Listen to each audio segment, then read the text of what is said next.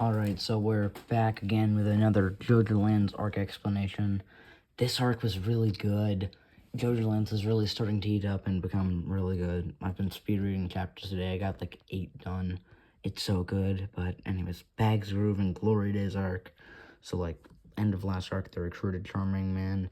And like, his brother went missing on a Howler Corporation land. The Northern Slip of Oahu. We'll get into that a bit later. This video might be a long one.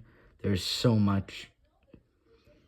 But, so anyways, like, they find the Howler land registration because their boss, whatever her name is, we'll just call her Xi Jinping because she kind of looks like him, told them that they were going to be stealing every single last cent owned by the Howler Corporation, starting with their land itself.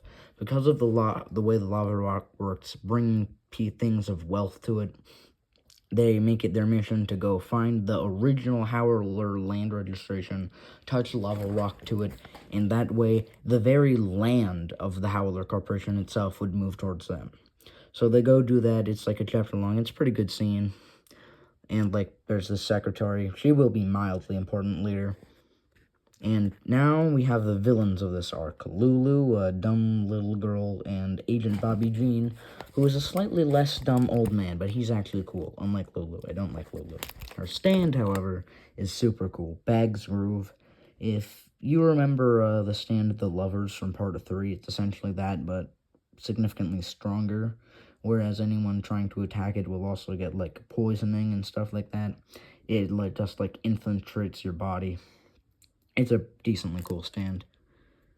Anyways, so it gets into Usagi's body, unfortunately. It has like a little attack, and stupid Charming Man thinks that Usagi is lying, and that this happens because of a drug overdose. Usagi, being the chat he is, tells him, "No, I don't do drugs like that." And even if he did, I mean, he's too base to succumb to them anyways. So he tells him it's a stand, and eventually, when the secretary also falls under attack from Bags Groove, it is proved that it is a stand, and they go to a hospital to get whatever the hell it's called, like the scanning device or whatever. Usagi, being the goat that he is, gets absolutely high after geniusly, actually, managing to get the liquid out of his chest, whatever the stand did to him, like put liquid in his chest. It was like some drug overdose thing. He turned the mate kudasai into a straw, used a knife to poke a hole in his chest, put the straw in, and got the liquid out that way. And he's now absolutely high, and says the funniest shit out of all of JOJOLands so far. Anyways, like, they get to the hospital in the car that they have. Mott, being the goat that he is, being absolutely high, he calls the MTI, I think, the scanning thing, whatever. Man's a total idiot, and he also calls Jojo that. There's so many funny moments from this part. I just can't. I love Usagi so much. He's already my favorite part 9 character. He's quickly going up the ranks of my favorite character in JoJo. He's like top 15 at this point. I think he'll be top 10 in like the next two chapters.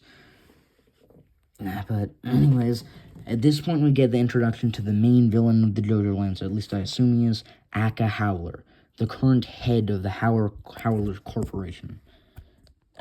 It's a pretty good scene. He's like getting freaky with a couple of ladies in his private plane.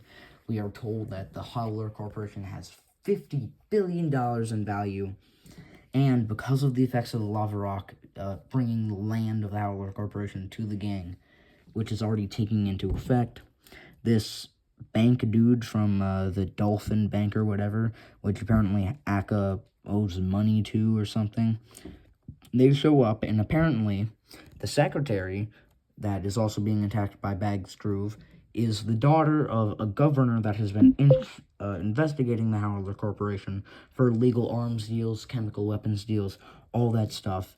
And this governor signs into law a motion that would allow the military and police to, by force, take the grounds and money of the Howler Corporation. And this bank dude is trying to get Aka to pay up beforehand. And he's also trying to get the land as well. Now, the personal residence of Akla and all of the other Howler corporations heads' personal residence is on the northern slope of Oahu, which is where Charming Man's brother went missing.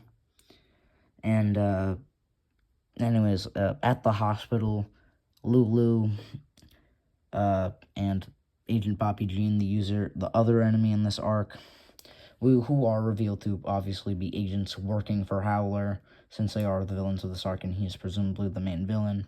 There's a really cool fight at the hospital. I wish I could go into more detail, but this video is already probably going to be like 7 or 8 minutes already. But eventually, like, Paco gets attacked and is defeated in an elevator, and he's brought up to a above room in the hospital for treating. The bank guy, on the way to, like, get the money, he stops by the hospital to get, like, a prescription he's on, since he's, like, apparently feeling nervous or something, and he gets shot by a stray bullet from the stand of Agent Bobby Jean, which is Glory Days. It's basically Whole Horse's stand, the Emperor, but stronger, because it's not just a gun, it can also adjust the speed of the bullets to be definitely slower. I don't know about faster, but I think probably faster. Anyways, there's a really cool fight. Eventually, like, Jojo notices that Lulu has been taking damage because bags grooves in the bodies of Usagi, not Jodio, and Dragona, which they defeated. That accumulates in small damage, much like did Shigechi when parts of Harvest were destroyed. And Jodio notices that, and then he gets jumped by Bobby Jean. There's an awesome fight in, like, the bathroom of the hospital, where Jodio uses, like, the heavy rain of November rain to stop the bullets from hitting him, like, knocking them to the floor. It's so cool. And then, like, eventually he manages to juke out Agent Bobby Jean by hiding in a bathroom stall, and then, like, managing to sneak up and on top of the stall wall and kill Bobby Jean with the... I can't really describe it in a way to do its justice, but JOJOLands is heading for some peak, and in a pretty complex and geniusly written sequence of events, it turns out that the bank guy who has the deeds of the Howler Corporation, so he's effectively the one who controls the Howler Corporation's money. He is the first and foremost one who can collect the most. Ends up being in the hospital room right next to Paco, who sustained barely any injuries at all, and in some mishap, his bag that has the deeds to the Howler Corporation's money and land in it ends up in Paco's room, so they just take it and go. This was slightly longer arc. It was, I'm not going to say 6 or the number after because of the stupid meme, which I hate, but it's around that length in chapters, and the next arc is also shaping up to be really good. I'm probably going to finish reading that either tomorrow or the day after, and probably get a video out sometime around then as well. I'm almost caught up to the JOJOLands at almost now. I'm on, like, chapter 22, 23, something out of 29. And when it gets to the point where I'm completely caught up to the JOJOLands, I'll wait for the current arc to finish, and then after that, I'll probably just do monthly chapter recaps, whether the arc is finished or not. Anyways, see ya.